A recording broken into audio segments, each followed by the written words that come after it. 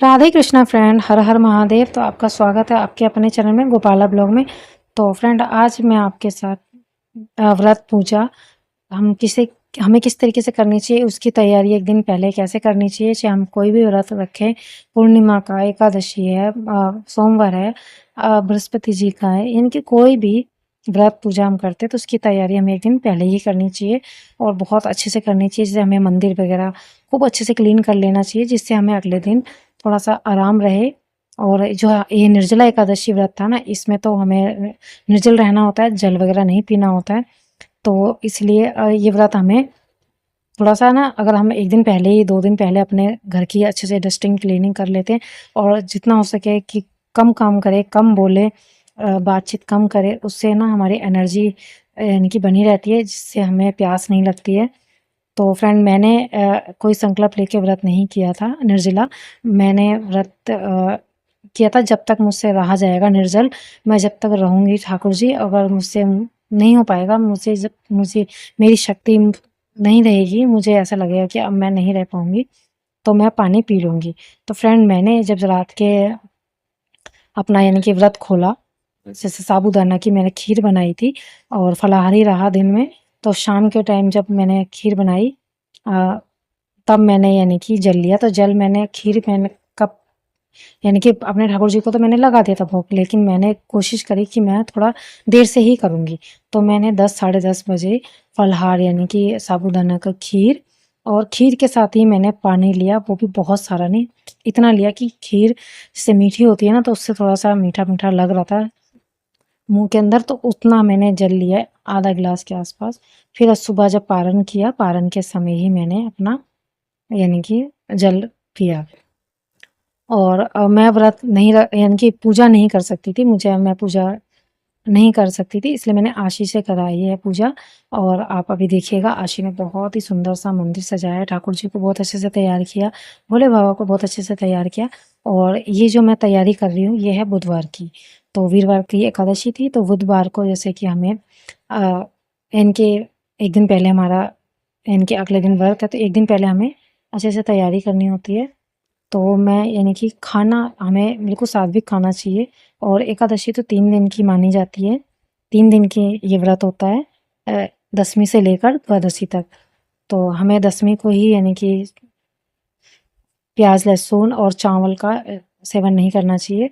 प्याज लहसुन तामसिक भोजन है, उससे कोई ऐसी दिक्कत नहीं है, लेकिन फिर भी अगर हम ये सब ऐसे रात में अगर खा के सोएंगे ना, तो फिर हमें सुबह हमारा को पूजा में थोड़ा सा अ, मन नहीं लगेगा। और जिस दिन हमारा व्रत होता है ना, उससे 1 दिन पहले रात में हमें भोजन वगैरह, खाना वगैरह जो भी है, जल्दी खा लेना चाहिए, ताकि हमें अच्छी नींद आए, और जल्दी सोना चाहिए, ताकि हम सुबह जल्दी उठ के अपने ठाकुर जी की, अपने भगवान जी की खूब अच्छे से सेवा करें। और मंदिर वगैरह भी बहुत अच्छे से क्लीन कर लेना चाहिए 1 दिन पहले, ताकि हमें अगले दिन के लिए कोई बर्डन ना रहे। रात के ही तैयारी हमें करके सोना चाहिए, अपने कपड़े वगैरह जो भी हमें पहनने हैं, ताकि हमें सुबह आराम रहे। और हमारी व्रत में हमें यानी कि शोर शराबा नहीं करना चाहिए, परेशान नहीं होना चाहिए। तो इसी तरीके से अगर हम व्रत करते हैं ना, तो हमारा व्रत बहुत ही अच्छे से होता है, और हमारा पूजा पाठ में बहुत अच्छा ध्यान लगता है।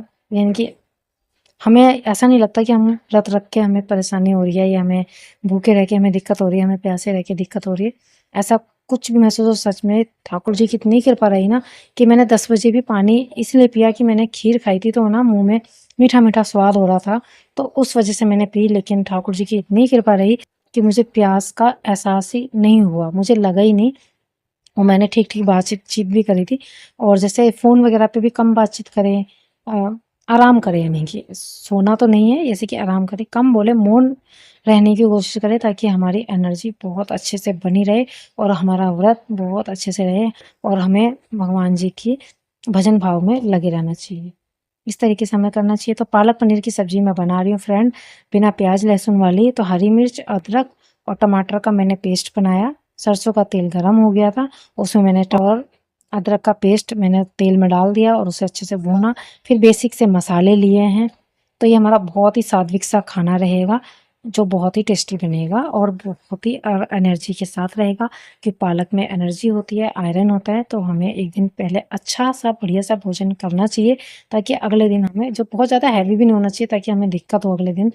तो ऐसा होना चाहिए जो हमारी बॉडी को स्ट्रॉन्ग करे, हमारे को एनर्जी दे, इस तरीके का। तो ये पालक मेरे घर में थी, ऐसा कुछ सोचा नहीं था कि ये बनाएंगे। तो फिर मैंने काफ़ी टाइम हो गया था पनीर नहीं बनाया था, तो मैंने कहा चलिए पालक और पनीर बनाते हैं।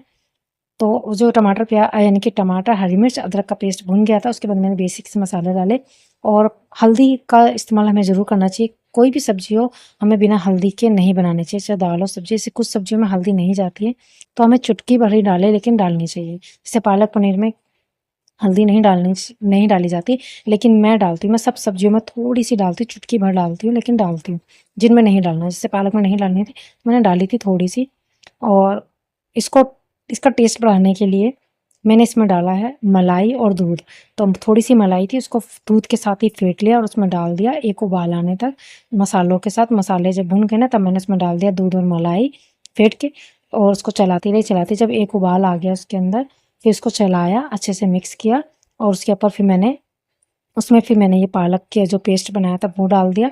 तो पालक के अंदर एक उबाल आ गया, उसके बाद मैं डाल दूंगी इसमें पनीर। के एक उबाला आने के बाद ही पनीर डालना चाहिए। और बस इसी तरीके से फ्रेंड होना चाहिए। और जितना हम सात्विक रहेंगे, जितना हम व्रत से एक दिन पहले अच्छा यानी कि खाना लेंगे, अच्छी डाइट लेंगे ना, तो व्रत हमारा और फिर इस तरीके के जो व्रत थोड़े होते हैं, जैसे हमें करवा चौथ वगैरह का व्रत होता है ना, वो भी हमें इसी तरीके से ही करना चाहिए। और रही पानी की बात, प्यास जब हम अपने पति देव के लिए करवे का व्रत रख सकते हैं, तो अपने ठाकुर जी के लिए रख सकते, बिना पानी पिए हम उनके लिए भी रख सकते हैं, रह सकते हैं। और बहुत ही अच्छी कृपा रही। इतना तो करवा चौथ पे भी इतनी एनर्जी नहीं आती जितनी ठाकुर जी के व्रत के लिए आई। तो देखिए टेस्टी सी सब्जी बन के हो गई थी। बहुत थोड़ी सी बनाई थी हमने, बहुत ज़्यादा में कि हमारी रात में ही ख़त्म हो जाएगी, सुबह का सुबह देखा जाएगा। तो थोड़ी सी बनाई थी। तो चावल वगैरह तो बनने नहीं थे, देखिए आटा भी लगा के रख रखा, फटाफट बनाएंगे रोटियाँ। तो इसी तरीके से हमारा छोटा सा सिंपल सा ही ब्लॉग रहा एकादशी व्रत का। और मैं पूजा करने की कंडीशन में थी नहीं थी, इसलिए अच्छे से प्रॉपर से पूजा वगैरह आपके साथ नहीं शेयर करी, क्यों आशी नहीं करी थी। और अब ये आप देखिएगा भोले बाबा का श्रृंगार। तो ये थाली हमारी लग चुकी है और ठाकुर जी को पहले ही लगा दिया था वो। तो फ्रेंड्स ये एकादशी का ब्लॉग है। एकादशी वाले देखिए आशी ने बहुत अच्छे से फूलों से बहुत अच्छे से भोले बाबा का श्रृंगार किया, उन्हें स्नान वगैरह कराया, और ठाकुर जी को भी बहुत अच्छे से सजाया था। और मैं ठाकुर जी की ड्रेस बना ही नहीं पाई एकादशी के लिए, जो पहले की थी वही पहना दी। और अब मैंने बनाई है ठाकुर जी के लिए ड्रेस। तो ठाकुर जी को भोग प्रसाद भी रख दिया आशी ने, और बहुत ही सुंदर तैयार किया था, बहुत ही अच्छे लग रहे थे। बेशक मैंने नहीं की पूजा, लेकिन मेरी बेटी ने बहुत अच्छे से करी। और कर लेते हैं मेरे बच्चे, यानी कि कर लेते हैं। मैं जैसे कि उन दिनों में ना ठाकुर जी को यानी कि स्नान यानी कि विश्राम नहीं कराती, यानी कि कहते हैं ना कि अगर जब ऐसे में हो तो आप उनको कुछ दिन के लिए 4 से 5 दिन सुला दीजिए। ठाकुर जी के पास ना डब्बी में कुछ खाने पीने का सामान हम रख देते हैं।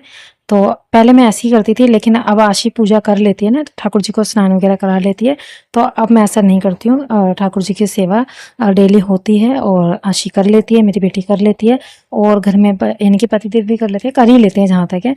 तो अब मैं इस तरीके से, अब मेरे घर में रेगुलर ठाकुर जी की पूजा हो जाती है। तो अगर आपके घर में भी सब करने वाले हैं तो आप इस तरीके से करिए, नहीं हैं तो फिर जैसा आप करते हैं उस तरीके से करिए। तो आज का छोटा सा सिंपल सा ही मेरा ब्लॉग था, कैसा लगा कमेंट करके जरूर बताइएगा। मिलेंगे नेक्स्ट ब्लॉग में, तब तक के लिए आप सभी को राधे कृष्णा।